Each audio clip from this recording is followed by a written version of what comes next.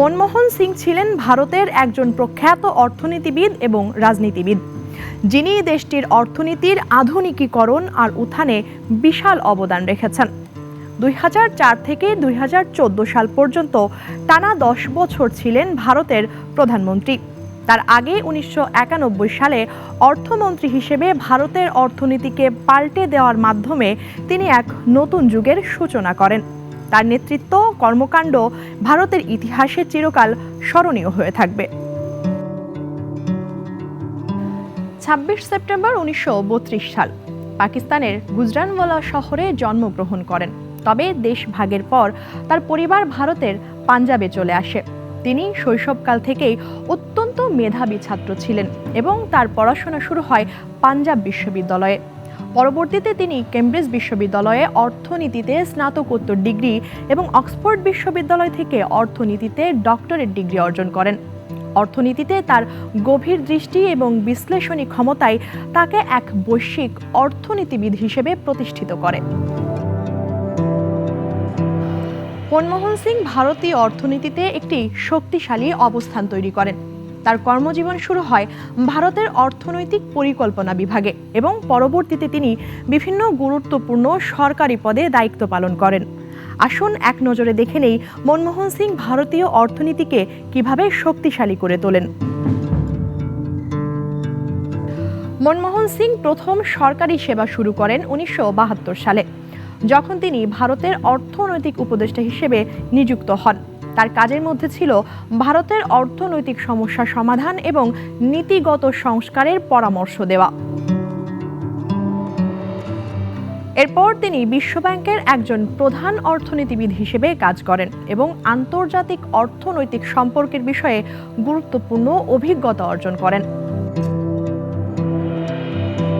1991 সালে ভারতের অর্থমন্ত্রী হিসেবে নিযুক্ত হন এবং তার নেতৃত্বে ভারত এক ঐতিহাসিক অর্থনৈতিক সংস্কারের পথে যাত্রা শুরু করে। সে সময় তিনি বিভিন্ন গুরুত্বপূর্ণ অর্থনৈতিক সংস্কারের পদক্ষেপ গ্রহণ করেন।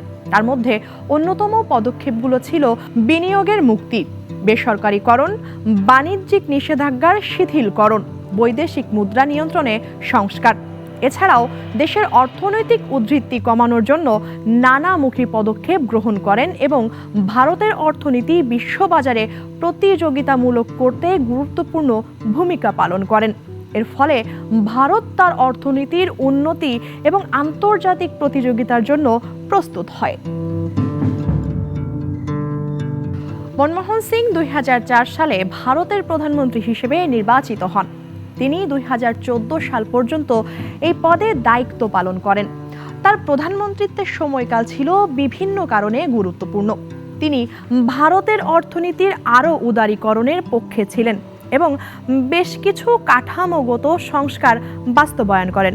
বিশেষ করে যুক্তরাষ্ট্রের সঙ্গে পরমাণু চুক্তি সই করার মাধ্যমে আন্তর্জাতিক স্তরে ভারতের অবস্থান শক্তিশালী করেন। তার নেতৃত্ব ভারত বিশ্বের অন্যতম দ্রুততম অর্থনৈতিক বৃদ্ধির দেশ হয়ে ওঠে, যদিও 2008 সালে অর্থনৈতিক মন্দা তার শাসনকালকে চ্যালেঞ্জের সম্মুখীন করে। পেশাগত জীবনে সফল এই মানুষটি ব্যক্তিগত জীবনে ছিলেন একেবারেই গম্ভীর আর স্বল্পভাষী। তার স্ত্রী গুরুশরণ কৌর পেশায় একজন শিক্ষিকা এবং সমাজসেবী। দাম্পত্য জীবনে তাদের রয়েছে 2 কন্যা। তিনি ধর্মীয়ভাবে শিখ। মনমোহন সিং ভারতের অর্থনৈতিক উন্নয়ন ও আন্তর্জাতিক সম্পর্ককে শক্তিশালী করার জন্য অসংখ্য সম্মাননা ও পুরস্কার লাভ করেছেন।